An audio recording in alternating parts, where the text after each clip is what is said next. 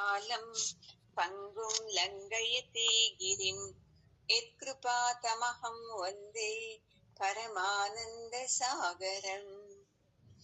ఓం సహనావతు సహనౌ భునక్తు సహ వీర్యం కరవావహై తేజస్వినావతీతమస్తు మా విద్విషావహై. ఓం శాంతి శాంతి శాంతి. గురువు గారి పాదాలకు మరియు జగద్గురు కృష్ణుని పాదాలకు నమస్కారం చేద్దామండి. ఈరోజు 23వ శ్లోకము. నైనం చిందంతి శస్త్రాణి నైనం దహతి పావకః నచైనం క్లేదయంత్యాపః న శోచయతి మారుతః.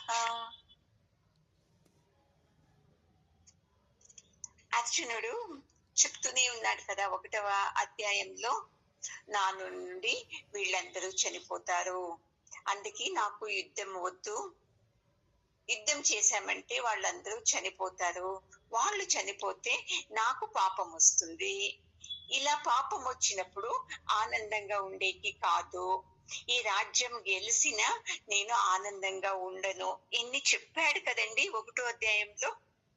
పరమాత్ముడు అంతా వింటూ వింటూ అలాగే అలాగే అలాగే అని ఈ 2వ అధ్యాయంలో అర్జునునికి ఉపదేశం చేస్తున్నాడు. నీవనుకున్నావే వాళ్ళు చనిపోతారు వీళ్ళు చనిపోతారు అని, ఈ దేహానికి ప్రాణం పోతుంది కానీ ఆత్మ చనిపోదు, ఆత్మ ఎప్పుడు ఉంటుంది. ఇప్పుడు నాకు ఏదన్నా అయింది అనుకోండి, నా ఆయుస్ తీరింది అంటే నా ఆత్మ చనిపోదు, ఈ దేహం చనిపోతుంది అంతే. నా ఆత్మ ఇంకొక దేహంలోకి వెళ్ళి చేరుతుంది. ఇప్పుడు ఎలాగా బట్టలు వేసుకో ఉంటాము, అది చినిగిపోయి ఉంటుంది, చాలా మెత్తగా అయిపోతే ఏం చేస్తాం మనము? ఆ బట్టల్ని తీసేసి కొత్త బట్టలు ఎలా ధరిస్తామో అలాగే ఆత్మ కూడా ఇంకో దేహానికి వెళ్ళిపోతుంది. అందుకని అర్జున, నీవు ఎవరిని చంపటం లేదు, ఆత్మకు చావు లేదు అని ఆత్మ గురించి చెప్తున్నారు ఈ మొన్న శ్లోకాల నుండి. నువ్వు అనుకున్నట్టు ఆత్మని మనం ఏం చేసేకు కాదు, అది అప్పుడు ఉంది, ఇప్పుడు ఉంది, ముందుకు ఉంటుంది అని చెప్పి ఈ శ్లోకంలో చెప్తున్నారు. ఆత్మని మనం అనుకుంటున్నాము చనిపోతుంది, చంపేస్తాము మనము అని. అందుకే అర్జున బాగా గుర్తించుకో, ఆత్మని నీవు ఏ విధమైన వెపన్స్ నుండి, ఆయుధాల నుండి చంపడానికి కాదు. చూడండి ఎంత బాగా చెప్తున్నారు. మళ్ళీ దాన్ని పీస్ చేసేస్తాము ఆత్మని అంటే అది కూడా సాధ్యం కాదు. అలాగైతే అగ్ని నుండి ఏమన్నా దాన్ని చంపొచ్చా అంటే ఆత్మని అగ్ని నుండి కూడా నాశనం చేసేకి కాదు. ఇదేంటప్ప ఇలాగంటున్నారు?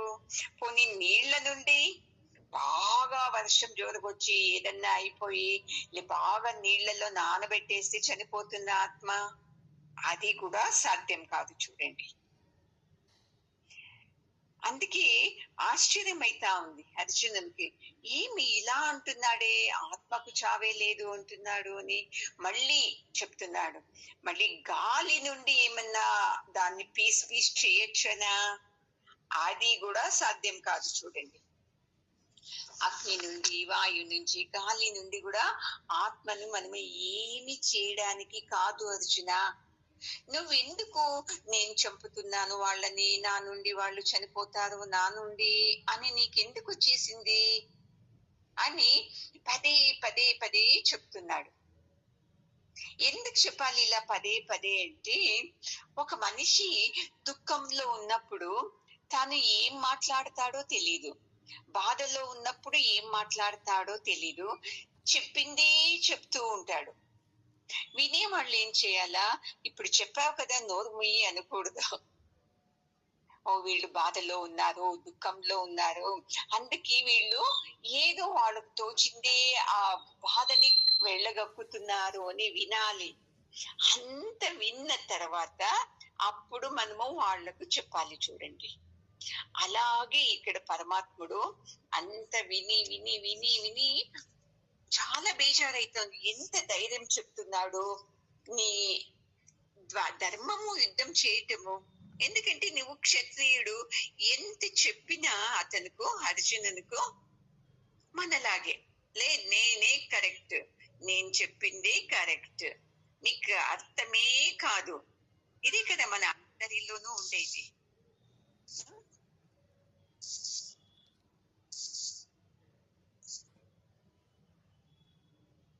లైన్ దొరికే అర్జున, ఆత్మని ఎవ్వరూ చంపడానికి కాదు. నీవెందుకు ఇలా చాలా ఉత్కంఠంగా చెప్తున్నావు? నా నుండి చనిపోతారు, నా నుండి అని. పరమాత్ముడు ఎంత బాగా చెప్తాడో, నీ నుండి చనిపోరు, నా నుండి చనిపోరు, ఎవరి నుండి చనిపోనిది ఆత్మ. ఇది బాగా తెలుసుకో. నీవు లేదు అంటే నువ్వు ఇదే భ్రమలో ఉండిపోతావు. అయ్యో మా తాత చనిపోతాడే, మా గురువు గారు చనిపోతారే అని. ఆ భ్రమ నుండి నీవు బయటికి రా అర్జున అని మళ్ళీ చెప్పడానికి ఇలా వస్తూ ఉంటాడు. ఒక తూరి గౌతమ బుద్ధుడు ఒక అడవి గుండా వెళుతూ ఉంటారు చూడండి. అలా వెళ్ళేటప్పుడు ఒక్కరు చెప్తారంట, స్వామి ఈ దారిలో వెళితే అక్కడ ఒక దొంగ ఉన్నాడు, వాడు చాలా ఎంత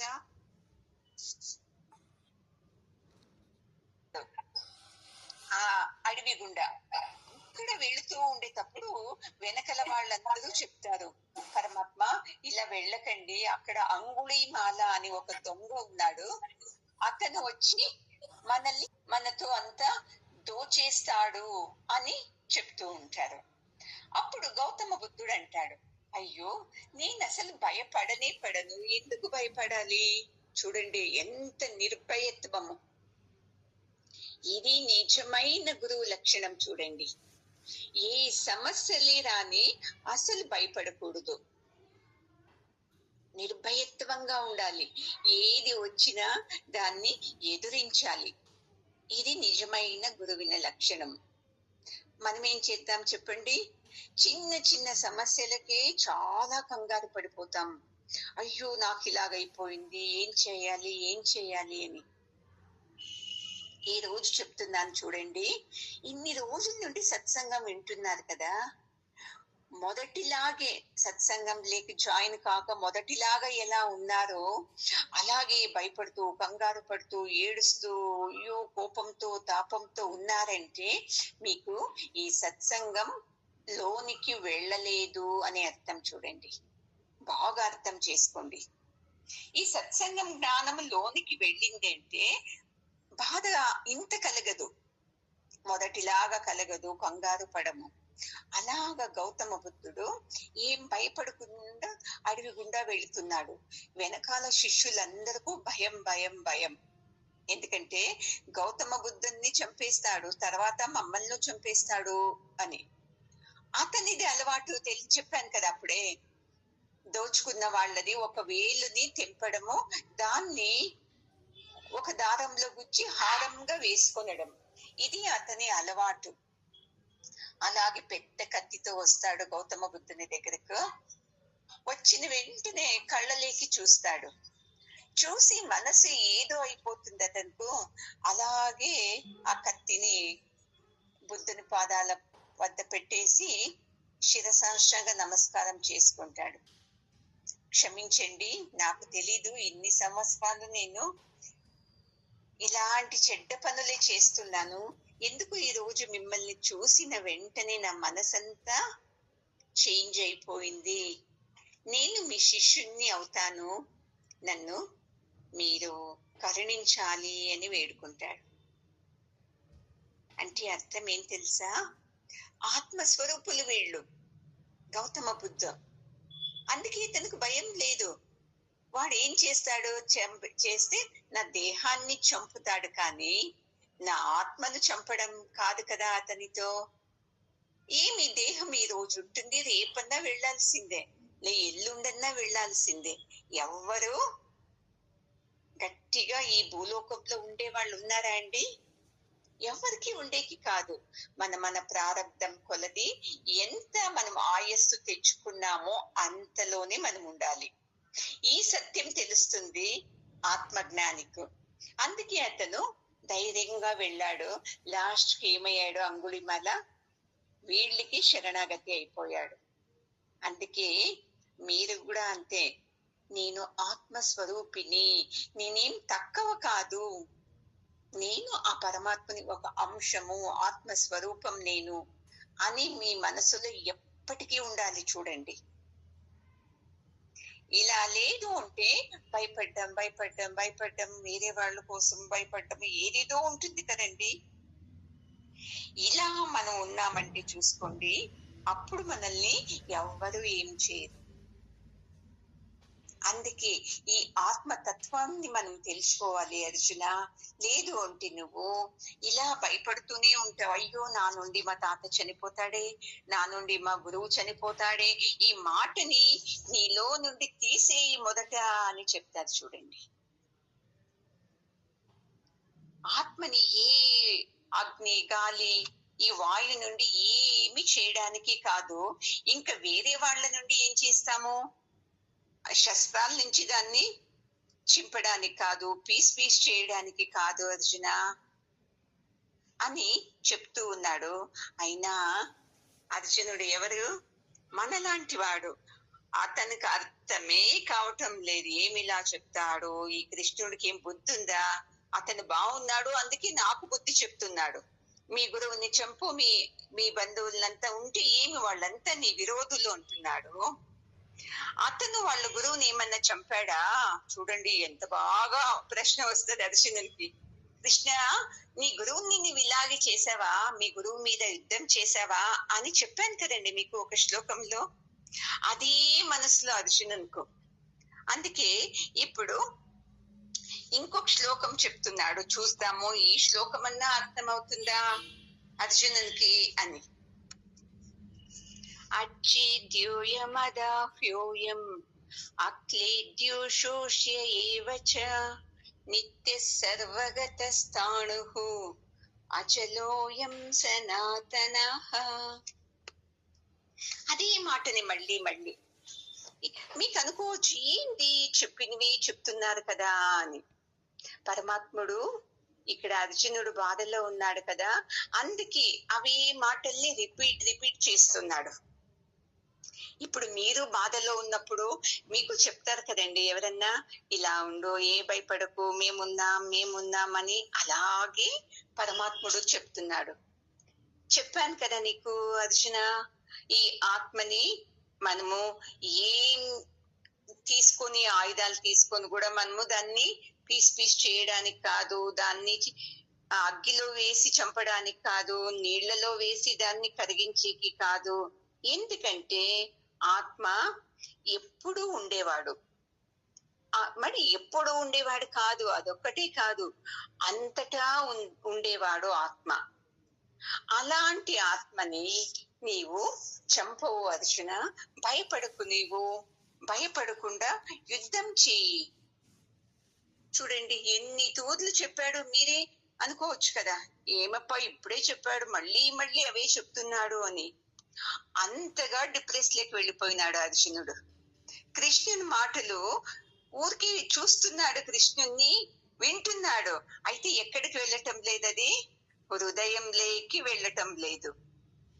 అదే హృదయంలోకి వెళ్ళి ఉంటే, మనసులోకి వెళ్ళి ఉంటే ఒక మాట చాలు బుద్ధివంతునికి, కరెక్ట్ గా వినేస్తాడు. అయితే బుద్ధి లేని వాళ్ళకి ఏం చేయాలా?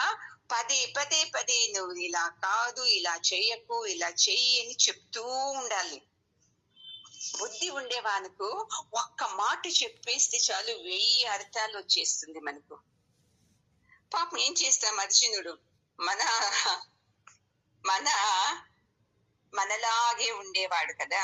అందుకే మళ్ళీ ఇంకొక శ్లోకం చెప్తున్నాడు పరమాత్ముడు. అర్జునుని ముఖం చూస్తున్నాడు. ఇతనికి నా మాటలు ఎక్కడకు వెళ్ళటం లేదే అని నవ్వు వస్తా ఉంది, కోపం కూడా వస్తుంది. అయినాను తన భక్తుడు చెప్పాడు కదా, నేను నీకు శరణాగతి అయ్యాను కృష్ణ, నాకు ఏది మంచి ఏది చెడు చెప్పు అని. అందుకని చూడండి ఇంత సహనంగా పరమాత్ముడు చెప్తున్నాడు. మనము అంతే అండి, ఎవరికో ఒకరికి శరణాగతి కావాలి. వాళ్ళను శరణాగతి అయ్యామంటే చూసుకోండి, మన అన్ని సమస్యలకు వాళ్ళు స్పందిస్తారు. ఆ సమస్యల నుండి ఎలా బయటికి రావాలి అని చెప్తారు. శరణాగతి కాలేదు అంటే మన ఇష్టమని వదిలేసేస్తారు. ఇది బాగా అర్థం చేసుకోండి. మీరు ఎవరికి శరణాగతి అయ్యారా అని మీ మనసులోని మీరు తలుచుకోండి. అది తెలుసుకున్నారంటే మీకే చాలా ఫీల్ అవుతుంది. ఎందుకంటే మనం ఎందుకు శరణాగతి కాం చెప్పండి? అహంకారం మన మీద, నాకన్నీ తెలుసు, నాకన్నీ వచ్చు. ఏం తెలుసండి మీకు? ఏదో అక్కడ ఇక్కడ శ్లోకాలు విన్నాము, అక్కడ ఇక్కడ ఉపన్యాసాలు విన్నాం, ఇంత తెలుసు. జీవితం ఎలా గడపాలి, ఎలా మనము ముందుకు వెళ్ళాలి ధైర్యంతో అని తెలుసా మీకు?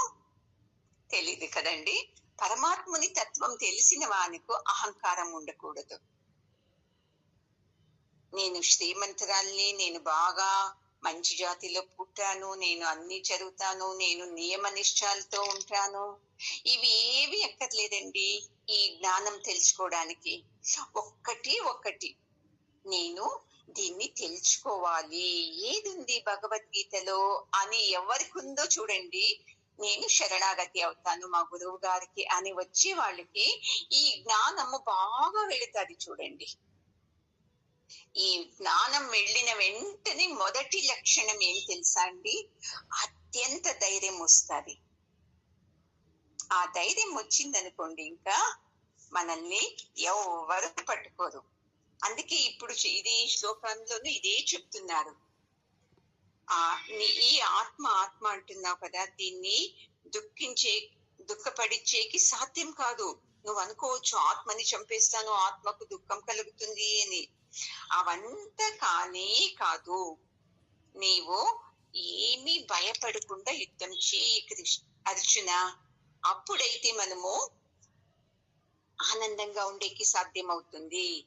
చావు అనేది నీ నుండి రాదు, నా నుండి రాదు. చూడండి పరమాత్ముడు ఎంత బాగా చెప్తున్నాడు.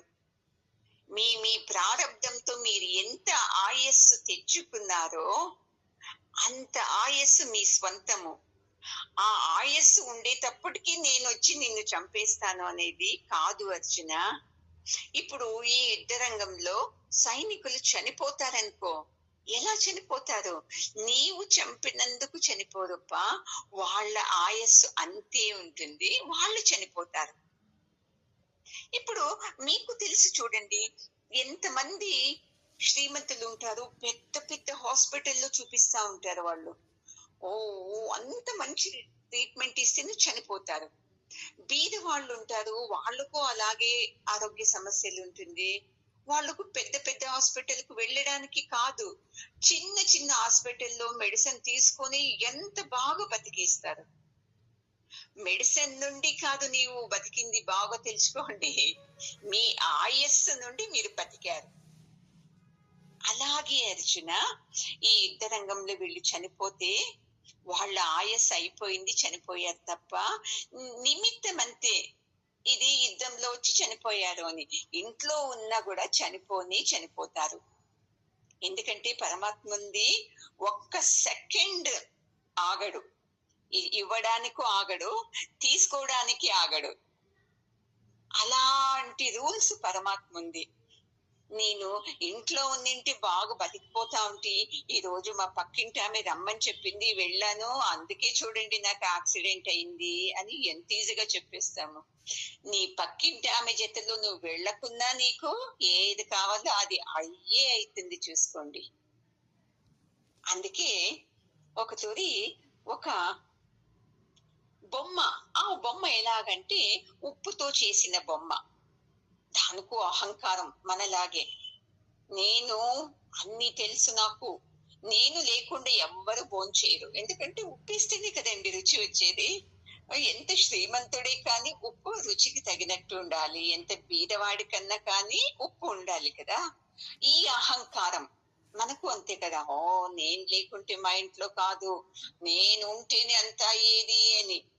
అలాంటి బొమ్మ ఒకటి ఏం చేస్తుందంట, అందరి ముందును నేను ఈ సముద్రం లోపలికి వెళతాను, ఎంత లెంత్ ఉందో నేను చూస్తాను, నాకు అంత శక్తి ఉంది అని చెప్తారంట. అప్పుడు అందరూ ఉంటారంటే, ఏ వద్దు వద్దు, నువ్వు నీళ్ళలోకి వెళ్ళిపోతే నువ్వు కరిగిపోతావు కదా అంటే, నేను కరగను అని చెప్తే సరే అందరూ వదులుతారంట. ఆ బొమ్మ ఆ బొమ్మ లోపలికి వెళితే ఎంత దాకా వెళుతుందండి? నీళ్ళలోకి వెళుతూ వెళుతూ వెళుతూ వెళుతూ వెళుతూ తానే కరిగిపోతుంది. చెప్పింది ఏమని చెప్పింది, ఈ సముద్రం లెంత్ ఎంత ఉందో నేను చూసి వస్తాను అనింది. అలాగే మనము అంతే అండి, అహంకారంతో నేనలా నేనిలా నేనలా అనే ఉంటుంటాం తప్ప శరణాగతితో ఉండాలి మనము. అందుకే మనము అంతే, మనం అంటున్నాము నేను పరమాత్మని తెలుసుకుంటాను అని. కానే కాదండి. ఎవరికి అవుతుంది? అతని కృప మన మీద ఉంది అంటే మాత్రం మనకు ఈ సత్సంగం జ్ఞానం వంట పడుతుంది. అతని కృపని లేదు అంటే ఈ సత్సంగం వింటారా మీరు? ఇప్పుడు చూడండి, ప్రమిళ నాకు ఫోన్ చేసింది, అక్కడ చేస్తుంది, పాపం లైన్ దొరుకుతున్నందుకు ఆయన వదలలేదు, ప్రయత్నం చేసింది. వాళ్ళ హస్బెండ్ ఫోన్ లో నుండి జాయిన్ అయింది. ఎందుకు? ఆమెకి ఈ రోజు ఉన్నింది కృప, పరమాత్మని సత్సంగం వినాలి అని. అలాగే ఈ కృప ఉండాలి చూడండి. ఇప్పుడు ఒక ఏనుగు ఉంటది కదండి, అది ఎంత పెద్ద ఏనుగు కదా, అది అయినాను చిన్న అద్దంలోనూ కనపడుతుంది కదా. ఎందుకంటే మనకు అంతే, ఆ పరమాత్మని కృప అయింది అంటే అర్జునునికి ఎలా అంధకారం ఉందో అలా మన అంధకారం కూడా వెళ్ళిపోతుంది. పరమాత్మని మన కళ్ళ నుండి చేతుల నుండి అవన్నీ స్పర్శించేకి చూసేదానికి కానే కాదండి. ఎందుకంటే వాడు అవ్యక్తుడు, ఎవరికు కనపడడు. నిన్న ఒక వీడియో వేశాను కదా పరమాత్మంది, అది విన్నారనుకుంటాను కన్నడలో. చూడండి, ఇలా ఉండి ఆత్మస్వరూపిణి నువ్వు ఎలా చంపుతావు అర్జున? నీవు ఏమి అనుకోకు, నీవు చంపవు, వాళ్ళ ఆయస్సు ముగి అంటే మీరిపోయిన తర్వాత వాళ్ళు చనిపోతున్నారు అనుకుని యుద్ధం చెయ్యి అని చూస్తాడు అర్జునునికి. అర్జునుడు కృష్ణుణ్ణి ఇలా చూస్తున్నాడు, ఏందప్పా వీడు ఏదేదో చెప్తున్నాడు కదా అని. అందుకని పరమాత్ముడు కోపగించుకోకుండా మళ్ళీ ఇంకొక శ్లోకంలో చెప్తున్నాడు, అర్థమవుతుందేమో ఇప్పుడన్నా అని. అవ్యక్త్యోయమచింత్యోయం అవికార్యోయముచ్యతే తస్మాదేవం విదిత్వైనం నానుశోచితుమర్హసి. చూడు అర్జున, ఇంకొకరు చెప్తాను చూడప్ప. ఈ దేహాన్ని కావలిస్తే మనము కత్తితో చంపచ్చు, అగ్ని వేసి చంపచ్చు, నీళ్లలో ముంచి చంపచ్చు, ఏదన్నా చేయొచ్చు. ఈ దేహాన్ని ఎలాగంటే అలాగా ఖండించచ్చు, చేయొచ్చు. అయితే పరమాత్ముడు ఈ దేహం నుండి చాలా దూరం ఉండేవాడు కదా ఆత్మ. అలాంటి ఆత్మని మనము ఏమి చేసేకి కాదు, అర్థం చేసుకోవచ్చునా. మళ్ళీ వాణ్ణి ఈ మనసు నుండి గ్రహించేకి కూడా సాధ్యం కాదు. ఎందుకంటే వాడు మన గ్రహణానికి కనపడడు, అంత పెద్దవాడు. అంటే ఆకారంతో పెద్దవాడు అని కాదు, ఇలా అర్థం చేసుకోరాదు. మనము మన కళ్ళ నుండిను చూసి ఓ పరమాత్ముడా అని చెప్పడానికి కాదు, మన ఇంద్రియాల నుండి కూడా అయ్యో ఇతనే పరమాత్ముడు అని చెప్పడానికి కాదు, పరమాత్మని అర్థం చేసుకునేకి కాదు అర్జున. అందుకని నీవు ఈ దేహాన్నంతే నువ్వు చంపుతున్నావు, ధైర్యంగా నీవు యుద్ధం చేయి అని చెప్తున్నాడు. ఇంత చెప్తేనే అర్థమవుతుందా? ఏమి ఇలా అంటారు, దేవుణ్ణి మేము చూసాం కదా, ఆ దేవస్థానంలో ఉన్నాడు, ఈ దేవస్థానంలో ఉన్నాడు, మా ఇంట్లోనే ఫోటోల్లో ఉన్నాడు కదా. ఇలానే మనం యోచిస్తాము. పరమాత్ముడు అంటే మనము ఒక ఆకారం కల్పించేశాము, మనకు ఏదేదో మనకిష్టమయ్యి పూజలు చేస్తాము. మనకిష్టమయ్యని కాదు, ఇలా చేయాలి అని చెప్పారు కదా మా తాత మా ముత్తాత, వాళ్ళు వీళ్ళు అంతా, అందుకు భయపడుతూ చేస్తున్నాం. నిజం చెప్పండి అమ్మా, మీరు పూజలు చేస్తున్నారే ఆనందంగా చేస్తున్నారా, అబ్బా విధిలేక చేస్తున్నారా? చూడండి, ఈ ఏదో పండగ వస్తుంది అనుకో, అయ్యో పూజ చేయాలి, ఎన్ని పండగలప్ప మనకు హిందువులు అని తిట్టుకొని అన్ని దేవుని ఇల్లు, ప్రతి ఇల్లు అన్ని క్లీన్ చేస్తాం. ఇంకా పూజ మధ్యాహ్నం అవుతుంది, అంత లోపల పిండి వంటలు అన్ని చేస్తాము. తినడానికి ఆకలి అవుతుంది, ఏం చేస్తాము, తొందరగా గంట కొట్టి మంగళారతి ఇచ్చేసి తినేసేస్తాం. తిట్టుకొని ఇవన్నీ ఎవరు కనిపెట్టారప్ప ఎన్ని పూజలు? ఆ క్రిస్టియన్స్ కి చూడు ఒకే పండగ, ముస్లిమ్స్ కి చూడు ఒకే పండగ.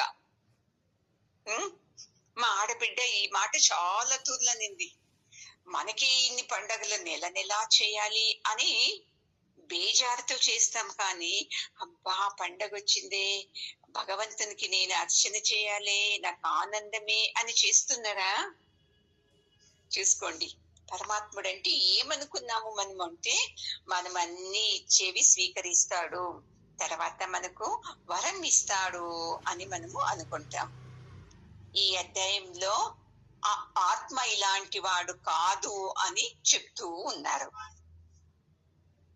అత చైనం నిత్య జాతం నిత్యం వా మన్యసే మృతం తథాపి త్వం మహాబాహో నైనం శోచితుమర్హసి. మళ్ళీ మళ్ళీ ఇదే చెప్తున్నారు. అర్జునుకు కోపం వచ్చేస్తుంది. చూడు అర్జున, ఒకవేళ నీవేమన్నా ఈ ఆత్మ పుడుతున్నాడు మరణిస్తున్నాడు అని ఏమన్నా నీవు అనుకున్నావంటే అది నీ పొరపాటు. చూడు, ఇంత బాగా మహాబాహు అంటున్నాడు, తిడుతూను ఉన్నాడు, ముద్దుగా పొగుడుతూను ఉన్నాడు. ఏ మహాబాహు అంటే పెద్ద పెద్ద బాహులంట, అంత శక్తి కలిగినవి బాహులు అర్జునునివి. ఇప్పుడు నేను యుద్ధం చేయను అంటున్నాడు కదా, అందుకే పరమాత్ముడు ఇండైరెక్ట్ గా వానిలో శక్తి ఉంది, నువ్వు లే యుద్ధం చెయ్యి అని చెప్పడానికు ఇలా మహాబాహు అంటుండేది. ఇప్పుడు పిల్లలు చెప్పిన మాట వినుకున్నప్పుడు మీరు అంటారు కదా, నీవెంత బాగా చేస్తావు తెలుసా, నాకే రాదు పని, నాకన్నా నువ్వే బాగా చేస్తావు అంటామా లేదా అండి? అలాగే ఇక్కడ చెప్తున్నాడు, ఏ మహాబాహు, ఏమనుకున్నావు నువ్వు, ఆత్మ చనిపోతాడు మళ్ళీ పుడతాడు అని అనుకుంటుంటే అది చాలా పొరపాటు. అతను మరణించాడు, పుట్టాడు, ఎప్పుడూ ఉంటాడు కదా. అందుకే నీవు ధైర్యంగా యుద్ధం చెయ్యి, దీని నుండి నీకు ఏమి పాపం కలగదు, నీవు ఎంతమందిని చంపినా నీకు పాపం కలగదు. మీ గురువు గారిని చంపుతున్నావు, తాతని చెప్తున్నాను, మా బంధువుని చంపుతున్నాను అంటే అది ఏమి నీకు పాపం కాదు. నీవు నీ కర్తవ్యం ఏముంది, ఆ పని చేయాలి. నీ క్షత్రియ ధర్మం ఏంటి, యుద్ధం చేయటం కదా. అందుకని నీవు యుద్ధం చేయి, నీవు ఏమి బాధపడకు. చూడు ఎంత బాగా బుద్ధి చెప్తున్నాడు. అందుకే అండి, ఎవరికైతే ఈ ఆత్మతత్వం తెలుస్తుందో చూసుకోండి, అప్పుడు మనకు జీవితం అంటే ఒక ఆటలాగా అవుతుంది. ఇప్పుడు అందరికీ ఏం ఉండేది సమస్య, నాకేమన్నా అవుతుందేమో, మా ఇంట్లో మా ఆయనకి ఏమన్నా అవుతుందేమో, నా పిల్లలకి ఏమన్నా అవుతుందేమో, ఇదే కదా మనకు సమస్య ఉండేది. ఏమన్నా అయితే వాళ్ళకి ఏమన్నా అయిపోతే నా గతి ఏంటి, మా ఆయనకి ఏమన్నా అయితే నా గతి ఏంటి, ఇలాగే మనము బాధపడుతూ ఉంటాం. ఎవ్వరికో ఏమి కాదు, ఈ రోజు ఈ దేహంలో ఉంటారు, రేపు ఇంకొక దేహంలో ఉంటారు అంతే. దీన్ని అర్థం చేసుకుంటే మనకప్పుడు సంతోషంగా మనం ఎంజాయ్ చేస్తాం. చూడండి, మనము ఎక్కడికి వెళ్ళినా భయపడుకుని ఉంటాము. అది అమెరికన్స్, ఆ బయట దేశ వాళ్ళు చూడండి, ఎంత ఆనందంగా ఉంటారు వాళ్ళు. ఇలా మనలో ఆనందం రావాలి. ప్రతి ఒక్కటి ఆ పరమాత్మ నుండినే అవుతుంది, నా నుండి, వేరే వాళ్ళ నుండి కాదు. నాకేది సమస్య వచ్చినా ఆ ఎదుటి వాళ్ళు కారణం కాదు. నా ప్రారబ్ధంతో నేనే తెచ్చుకున్నాను. ఇది ఏదో జన్మలో పాపం చేశాను, దాన్ని ఇప్పుడు అనుభవిస్తున్నాను అని అనుకున్న వాళ్ళు ఆనందంగా ఉంటారు. అదే అజ్ఞాని అయితే వీళ్ళ నుండి నాకు ఈ సమస్య, వాళ్ళ నుండి ఈ సమస్య, మా పక్కింటి వాళ్ళ నుండి ఈ సమస్య, ఎదురింటి వాళ్ళ నుండి మనకి ఈ సమస్య అని దుఃఖిస్తూ ఉంటాం. చూడండి, ఈ సత్సంగం జ్ఞానం ఏం చేస్తుంది అంటే, ఇలా అజ్ఞానంతో యోచించేవన్నీ కట్ చేసేస్తుంది. నా సమస్యకు నా ప్రారబ్ధమే కారణము, నా ఆనందానికి నా ప్రారబ్ధమే కారణమని ఎవరు తెలుసుకుంటారో అర్జున, వాళ్ళు ఆనందంగా ఉంటారు. లేదు అంటే వాళ్ళ మీద వీళ్ళ మీద నిందలు వేస్తూ జీవిస్తారు. అందుకని నీవు ఏం భయపడకుండా యుద్ధం చెయ్యి. ఎవరికి నీ నుండి ద్రోహం కలగదు, నీకు పాపం కలగదు. అతను అదే కదా అడుగుతున్నాడు. నాకు పాపం వస్తుంది నేను చంపేస్తే, నాకు పాపం వస్తుంది నేను చంపేస్తే అని అంటున్నాడు కదా. అది ఏం కాదు నీకు అని పరమాత్ముడు అభయం ఇస్తూ మళ్ళీ ఏం చెప్తాడో చూద్దామండి.